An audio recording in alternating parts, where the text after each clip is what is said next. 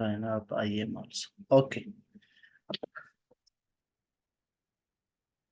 आज का हमारा जो लेक्चर होगा, वो लेक्चर का जो पहला सेशन है हमारा, उस पे family, type of family, marriage, type of marriage, method of family planning, methods of family planning, and MCQs on CHN, community health nursing पे कुछ एमसीक्यूज हैं। फर्स्ट में वो हैं, देन फिर सेकंड जो हमारा लेक्चर है उसके पोर्शन के अलग टॉपिक हैं। ये कुछ इंपॉर्टेंट टॉपिक हैं, ना सिर्फ ये इंटरव्यू रिटन में इनके क्वेश्चन आ जाते हैं, मगर इंटरव्यू में भी, और फेडरल पब्लिक सर्विस कमीशन की जितनी भी टेस्ट्स होती हैं उनमें भी ये उन टेस्ट में ज्यादा क्वेश्चन इनसे पूछे जाते हैं। तो स्टार्ट करते हैं हम।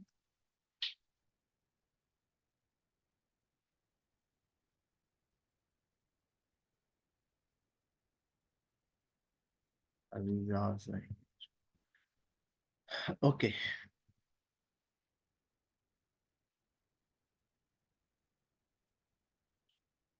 सबसे पहले हमारे पास है फैमिली। अगर फैमिली पे क्वेश्चन आता है तो सिंपल हमें डेफिनेशन उनका पता होना चाहिए। फैमिली क्या होता है? एक ग्रुप होता है लोगों का, और ऐसे ऐसा ग्रुप लोगों का जो या तो उनका जो कनेक्शन हो, जो रिलेशन हो, बाय बर्थ की वजह से हो, मैरिज की वजह से हो, एडाप्टेशन की वजह से हो, ऐसे किस्म का रिलेशन होने के बाद वो सारे लोग जो इकट्ठा एक शेल्टर के अंदर रहते हों, तो उनको कहेंगे फैमिली। आर कंसीडर्ड, ऐसे लोगों को कंसीडर किया जाता है फैमिली मेंबर। फैमिली मेंबर जो है,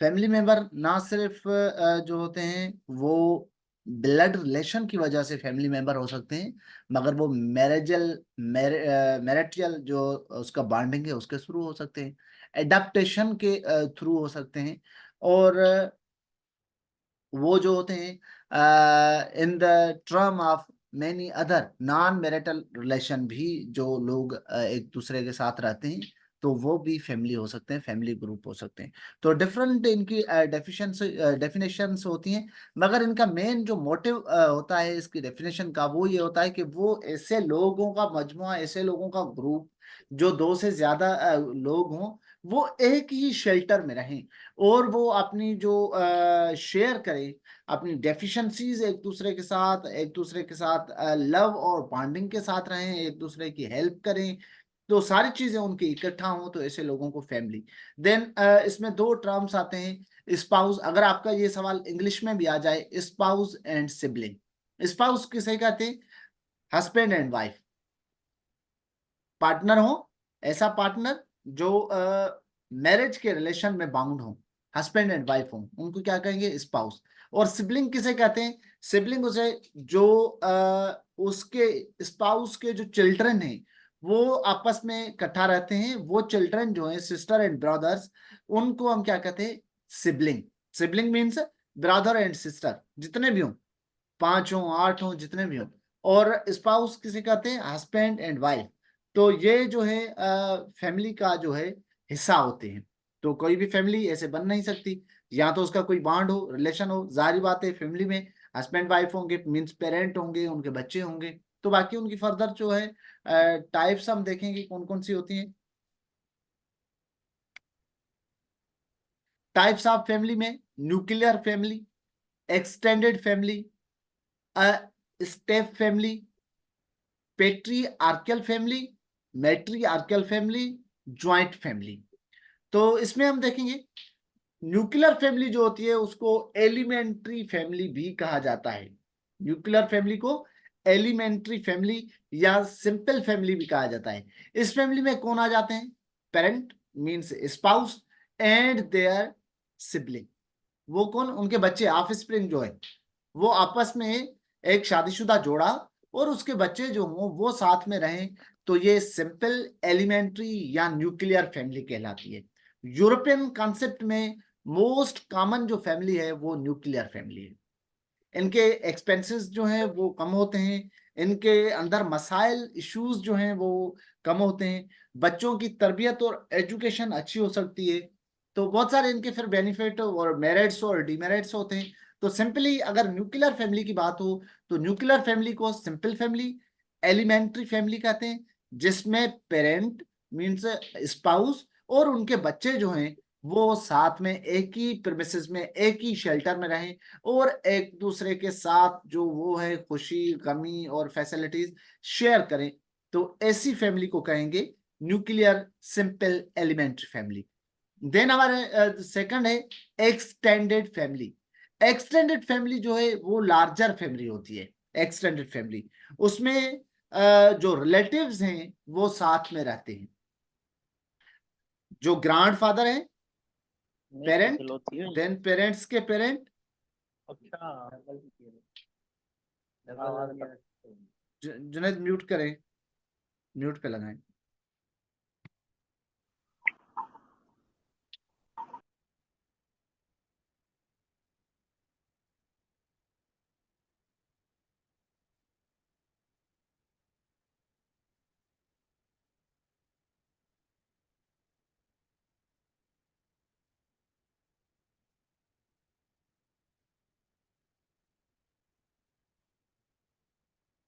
एक्सटेंडेड फैमिली में कौन कौन से आ जाएंगे? ग्रैंडफादर्स, उनके चिल्ड्रन, वो भी मैरिड हों और वो मैरिड जो है फिर उनके बच्चे हों।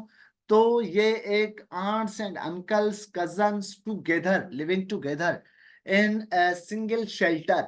एक ही बड़ा घर होता है, उसमें अलग अलग भली उनके रूम्स अलग अलग हों मगर वो सारे इकट्ठा रहें, अपनी सारी चीजें एक दूसरे से शेयर करें। तो ऐसी किस्म की फैमिली को एक्सटेंडेड फैमिली। अब ज्वाइंट फैमिली और एक्सटेंडेड फैमिली में फर्क ये होता है, ज्वाइंट फैमिली में जो होते हैं ग्रैंड पेरेंट्स जो होते हैं, फिर वो उनके सारे अंकल्स और सारे, ज्वाइंट फैमिली में ये होता है कि एक या दो अंकल और आंट्स और उनके बच्चे जो अनमेरिड हो वो साथ में रहें।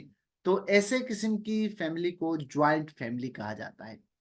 स्टेप फैमिली, स्टेप फैमिली एक ऐसी फैमिली होती है जो अनकॉमन होती है। जैसे एक डिवोर्स वमेन हो या फिर एक मर्द हो जिसकी बीवी ना हो, वो किसी भी वजह से, डिवोर्स की वजह से या फौत हो गई हो या कोई भी इशू हो, तो उसकी फैमिली बच्चे हों, बीवी ना हो। और एक ऐसी वुमेन जिसका हस्बैंड ना हो मगर बच्चे भी हों, तो वो सारे एक दूसरे से साथ में रहें, एक औरत के बच्चे और एक मर्द के, और वो फिर वो दोनों मैरिटल रिलेशन में या किसी रिलेशन में एक दूसरे के साथ रहें। तो ऐसी किस्म की फैमिली को स्टेप फैमिली कहा जाता है। देन टू जो है फैमिली के टाइप हैं, patriarchal family and matriarchal family.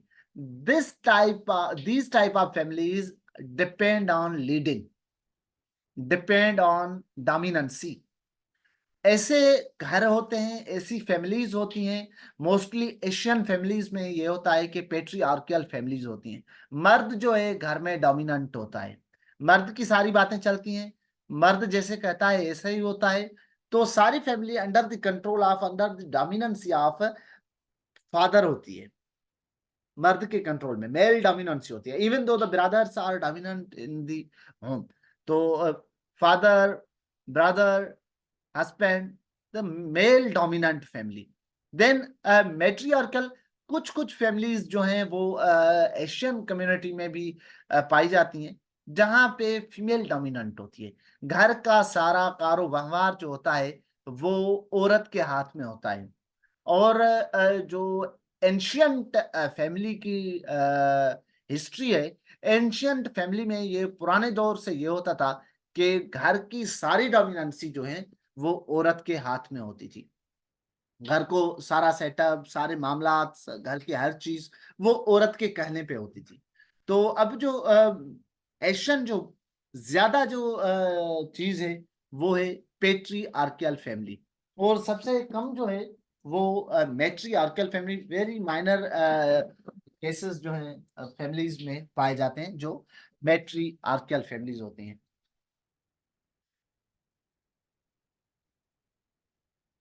दरवाजे, तो फैमिली एंड फैमिली की टाइप्स का कंसेप्ट आपका ऑलमोस्ट क्लियर हो गया होगा। देन हमारे पास है marriage, marriage and its types. अब मैरिज तो यूनियन है मेल एंड फीमेल की, on the basis of religion, on the basis of culture, tradition और any other legal process.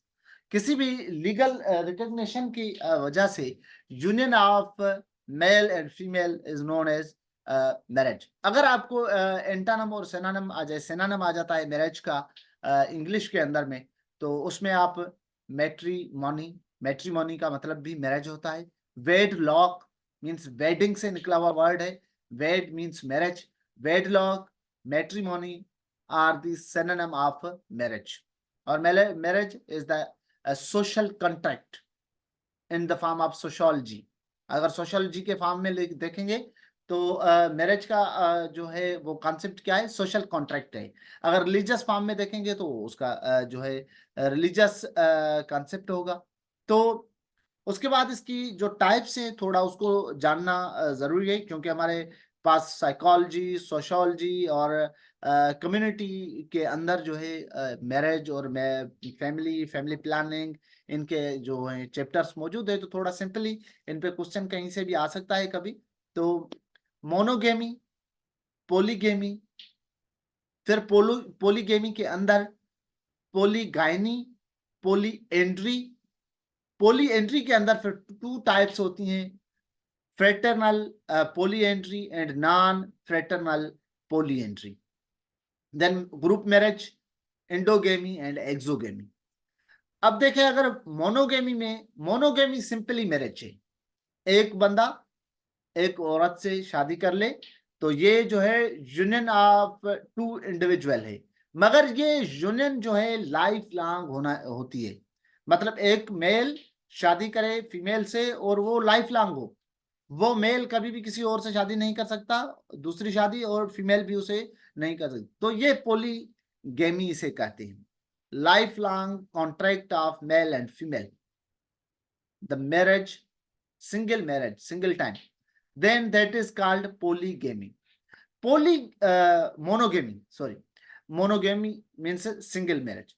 polygamy के अंदर जो है एक मेल या एक फीमेल बहुत सी मल्टीपल मैरिज कर सकती है। पोलीगैमी के अंदर टू टर्म्स हैं, polygyny and polyandry. In polygyny A man has multiple wives. एक मर्द जो है, जैसे इस्लाम में जायज है 4 शादियां। फॉर एग्जाम्पल अरब जो है उनका जो अदर कॉन्सेप्ट है, इवन दो 10 और मोर देन 10 मैरिजेस आज तक वो करते हैं। इट मीन्स अ मैन, हम रिलीजियस फॉर्म से भी हटकर अगर देखें, कोई भी बंदा एक से ज्यादा मैरिज करे उसे कहेंगे पोलीगाइनी, जो कि टर्म आता है under the umbrella of polygamy. और अगर कोई औरत मल्टीपल हस्बैंड्स, एक से ज्यादा मर्दों से शादी करे, दैट एट अ टाइम, वो उसके जैसे पोलीगाइनी के अंदर एक मैन के अंदर मर्द जो है उसकी 4 वाइफ्स या more than of the are more than 1 wives at a time currently available हो, मौजूद हो, that is called polygamy. Same like polyandry के अंदर एक ही टाइम में एक औरत के बहुत सारे, एक से ज्यादा हस्बैंड्स हों। This concept is at the ऐसे कंट्रीज, ऐसे एरियाज, जैसे तिब्बत का एरिया है, मोस्ट फेमस एरिया है। वहां पे अगर एक मेल जो है वो शादी करता है, क्योंकि वहां पे वुमेन की, फीमेल की बहुत शॉर्टेज है, तो एक बंदा अगर शादी करता है तो उनके बाकी जो घर में मेल होते हैं वो उनकी वाइफ हो जाती है, जिसको कहते हैं fraternal polyandry. Fraternal polyandry का मतलब ये होता है कि एक मेल एक वुमेन से शादी करे और उनके सारे जो ब्रदर्स हैं उनकी भी वो वाइफ बन जाए। और नॉन फ्रेटर्नल पोली एंट्री में ये होता है कि women marriage multiple husbands, those who are not blood related ना हो। तो ये कॉन्सेप्ट है polygamy, polygyny, polyandry, fraternal polyandry, non fraternal polyandry का। Then group marriage is the not common in Asia, even though in Europe कुछ इलाके बहुत rare cases में अफ्रीका के अंदर ये कॉन्सेप्ट पाया जाता है। देन इंडोगेमी, और एक्सोगेमी। इंडोगेमी का मतलब, इंडो लफ्ज का मतलब ही यही होता है, क्योंकि हम पढ़ के आए थे प्रीफिक्स और सफिक्स पे। Endo means internal and exo means external. तो इंडोगेमी का मतलब होता है शादी अपने कल्चर के, अपने रिलीजन के, अपनी फैमिली के, अपने ट्रेडिशन के लोगों से जो हो। तो ऐसी किस्म की शादी को जो ट्रेडिशनल होते हैं, कोई कहते हैं अपनी हम कास्ट से बाहर नहीं करते, कुछ जो है होते हैं लोग जो जुबान के बेसिस पे, लैंग्वेज के बेसिस पे करते हैं। तो ऐसे ग्रुप शादी, ऐसी ग्रुप में शादी होना जिसमें रेसिज्म हो, या फिर कोहेजन, ऐसा कोहेजन जो कल्चरल और ट्रेडिशनल बेस पे हो, कि भाई एक जो है बंदा जो है अपनी ट्रेडिशन से, अपनी कास्ट से, अपनी लैंग्वेज से दूसरे में शादी नहीं करते, अपने अंदर में आपस में करते हैं। तो ऐसे किस्म की मैरिजेस को एंडोगेमी कहा जाता है। एक्सोगेमी, फॉर एग्जाम्पल कोई यूरोप की लेडी आ जाए, पाकिस्तान के किसी मेल से शादी कर ले, that is called exogamy.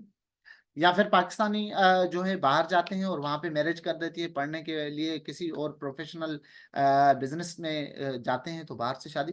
That means a marriage out of the family, caste and language, that is called exogamy. Simply the concept of marriage, monogamy, polygamy, polyandry, polygyny, polyandry के अंदर fraternal polyandry, non fraternal polyandry, group marriage, endogamy, exogamy, the many concept I gave you to understand. अगर इनके अंदर कोई difficulty हो समझने में तो आप चैट में मैसेज रख लेना। Then family planning. Family planning मंसूबाबंदी। मंसूबाबंदी का मतलब ये नहीं होता कि जो है बच्चे पैदा करना बंद कर दें। फैमिली प्लानिंग का मतलब ये है कि इंडिविजुअल कपल जो है, वो स्पाउस जो है, वो फैसला करे, डिसीजन करे कि कितने बच्चे, कितने टाइम के बाद, ड्यूरेशन के बाद वो पैदा करना चाहते हैं। The family planning means birth spacing. Family planning, the simply the word family planning means birth spacing. एक बच्चे के बाद दूसरे बच्चे में जो है टाइम ड्यूरेशन कितना होना चाहिए, और कितने बच्चे आपको लाइफ टाइम में चाहिए जिनकी आप अच्छी परवरिश और अच्छी से उनको ब्रॉट अप कर सके। According to W H O की डेफिनेशन के मुताबिक, the ability of individual and couples to anticipate and attain their desired number of children and the spacing and timing of their births. Then methods of family planning से हमारे पास methods of family planning में कुछ temporary method हैं, कुछ जो है permanent method हैं। Permanent method में जो ट्यूब लिगेशन और नॉन परमानेंट मेथड में, टेम्पररी मेथड्स में oral contraceptive pills, tablet, implants जिसमें नार इम्प्लांट्स जो है आते हैं, इंजेक्टेबल्स, फैमिली प्लानिंग की इंजेक्टेबल्स हों, उसकी ड्यूरेशन डिफरेंट में आती है, बहुत सारे नाम से आप उसमें डिटेल में उनको देख सकते हैं, मगर आप सिंपल कॉन्सेप्ट रखें। Vaginal rings, intra uterine device, IUD, condom method, the very temporary male and female sterilization, sterilization ऐसे जिनमें स्टरलिटी एक वर्ड होता है, स्टरलिटी, दूसरा होता है उसका एंटोनिम फर्टिलिटी। फर्टिलिटी का मतलब है पैदावार की सलाहियत होना, स्टरलिटी का मतलब होता है वो पैदावार की सलाहियत ना हो, दैट मीन्स बच्चा पैदा करने की सलाहियत दोनों में ना हो, that is called sterility, sterilization. And the concept of family planning, fertility means पैदा करने की, लैक्टेशन पीरियड, लैक्टेशनल पीरियड जब बच्चे को मदर फीड करवाती है तो उसमें अमेनोरिया में मेंसेस जो है स्टॉप हो जाए। Withdrawal method, fertility awareness based method, जो अवेयरनेस में जो जिसको जिस चीज को आप फैमिली प्लानिंग कर रहे हैं। ट्यूब लिगेशन एंड वेजेक्टोमी, वेजेक्टोमी जो होती है वो मेल में होती है,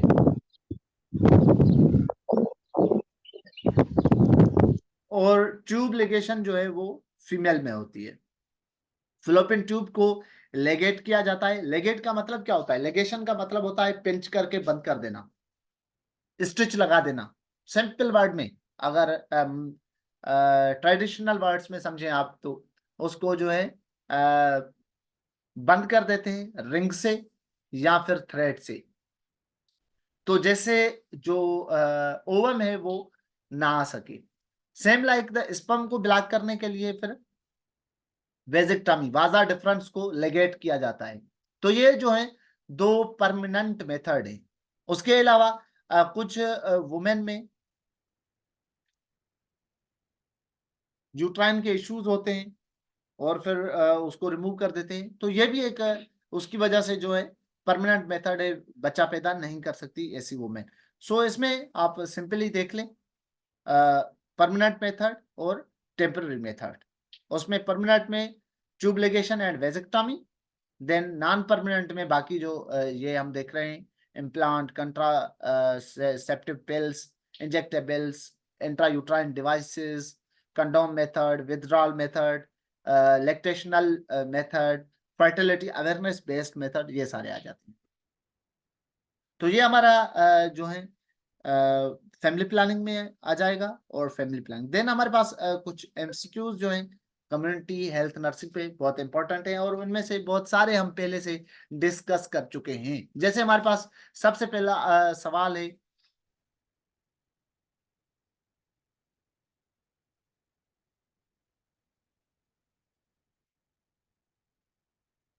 सबसे पहला क्वेश्चन है टाइफाइड फीवर इज तो टाइफाइड पे हम डिस्कस करके आए हैं, उसके साइन सिम्टम, उसके डायग्नोस्टिक टेस्ट पे, उस पे भी हम करके आए हैं। और ये टाइफाइड जो है बैक्टीरियल डिजीज है। सल्मोनेला टाइफाइड जो है इसका पैथोजन था, सारी चीजें इस पे है। Red Cross Society was founded by Henry Dunant. Henry Dunant जो है उसने वजूद रखा पहले रेड क्रॉस सोसाइटी का, और रेड क्रिसेंट के नाम से जो है अब सोशल वेलफेयर के लिए काम करती है ये as NGOs. The chief regulator of immune mechanism, immune mechanism पे भी हम डिस्कस करके आए हैं। हेल्पर टी सेल, फिर CD4 सेल थे जिसपे हमने डिस्कस किया था कि वो डैमेज करता है HIV का वायरस CD4 सेल में, और एड्स हो जाती है। प्लाज्मा सेल जो है बी लिम्फोसाइट का हिस्सा है, बी लिम्फो, और वो क्या करते हैं हमारे एलर्जिक रिस्पॉन्स में होते हैं। सप्रेसर सेल्स जो होते हैं, अगर इम्यून कोई इश्यू हो या फिर कोई ट्रांसप्लांटेशन का होता है तो उनमें।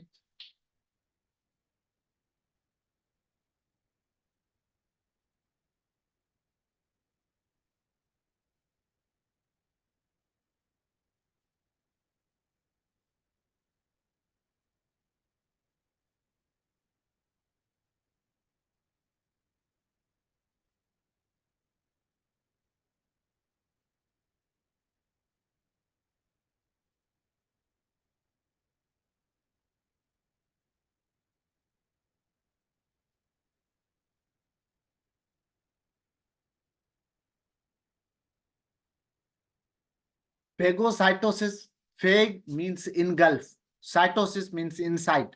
Phagocytosis is the responsible, neutrophils जो होते हैं सबसे ज्यादा जो फेगोसाइटिक अमल होता है, जिसमें हमने पढ़ा था इम्यून और फर्स्ट लाइन और सेकंड लाइन। फर्स्ट लाइन में हमने क्या देखा, हमारी स्किन थी, न्यूट्रोफिल्स थे, यूजिनोफिल, बेजोफिल वो थे, और सेकंड लाइन में हमारी क्या थी, B lymphocyte and T lymphocyte. तो फेकोसाइटिस साइटोसिस का जब कोई पैथोजन एंटर होता है बॉडी में, तो जर्नली वो उनको इनगल्फ करते हैं। वो कौन से सेल होते हैं, neutrophil are the types of white blood cell.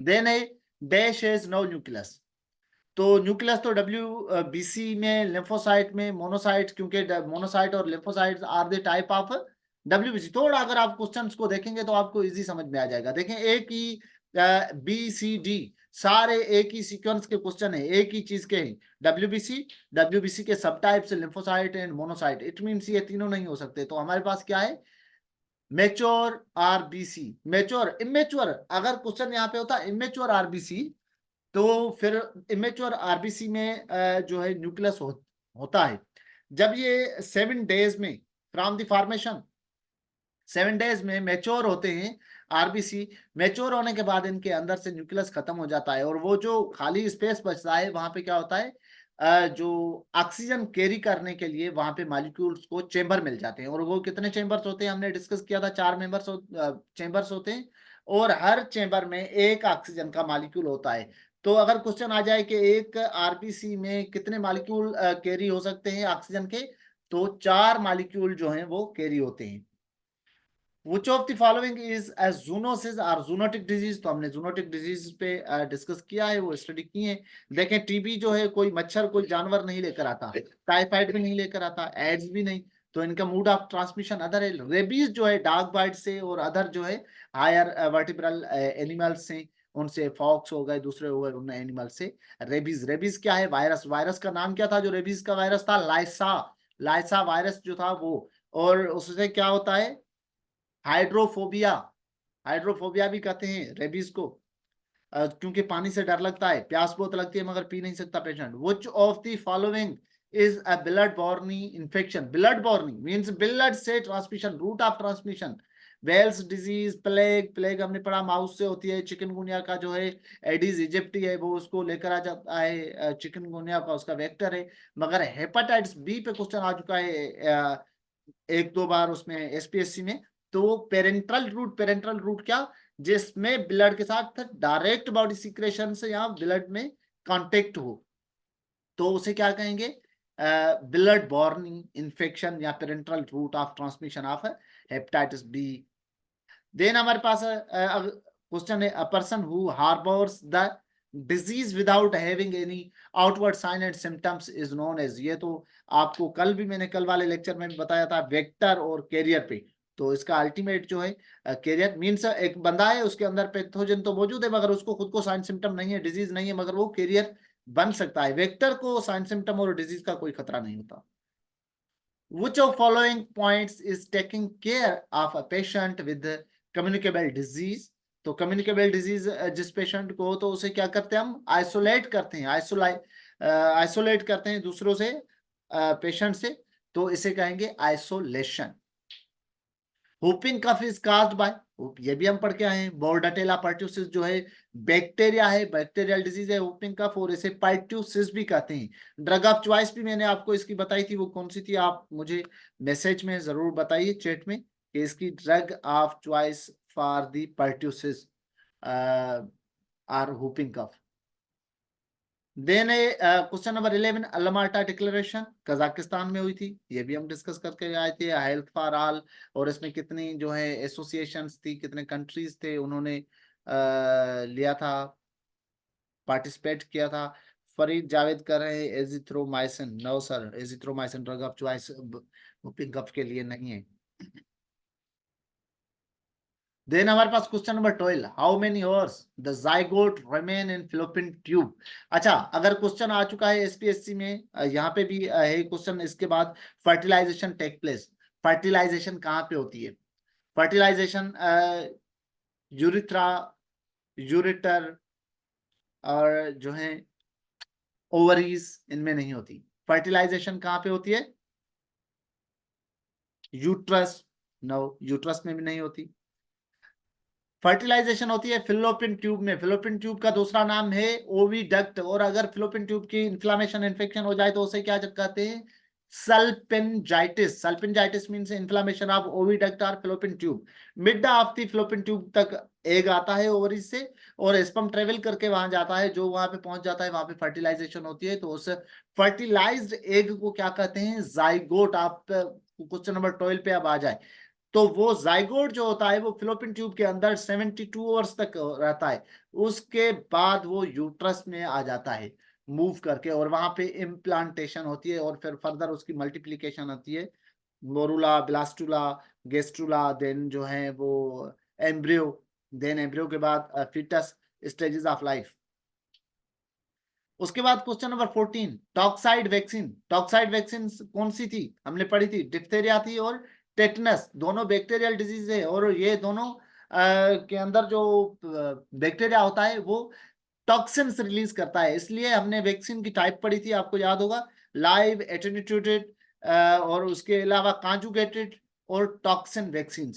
ये 4 टाइप हमने वैक्सीन की पढ़ी थी और उसके एग्जांपल भी दिए थे प्रीवियस क्लास में। क्वेश्चन नंबर 15 में मीजल वैक्सीन इज एडमिनिस्टर्ड, मीजल की वैक्सीन किस रूट से लगती है? तो ये सबकुटेनस से रूट से लगती है। और कब लगती है अगर आ जाए, ड्यूरेशन कौन सा है, किस मंथ में, एज ऑफ लाइफ में लगती है मीजल की वैक्सीन?